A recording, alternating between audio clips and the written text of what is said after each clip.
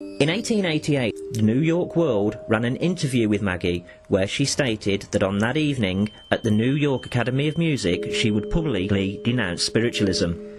Whatever the reason, that night Maggie stood on stage and told a packed house, "My sister Kate and myself were very young children when this horrible deception began."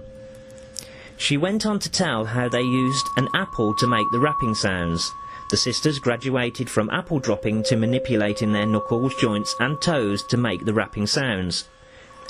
She told the audience, "A great many people, when they hear rapping, imagine at once that the spirit is touching them. It is a very common delusion. Some very wealthy people came to see me some years ago when I lived on 42nd Street, and I did some rapping for them. I made the spirit rap on the chair, and one of the ladies cried out, 'I feel the spirit touching me on the shoulder.' Of course, it was pure imagination.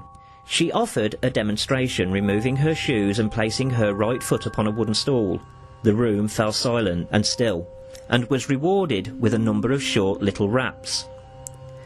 There stood a black-robed, sharp-faced widow," the New York Herald reported, "working her big toe and solemnly declaring that it was in this way she created the excitement that has driven so many persons to suicide or insanity. One moment it was ludicrous, the next moment it was weird." Many thought that this would be the end of the spiritualist movement, but its believers closed ranks, and in fact it went from strength to strength.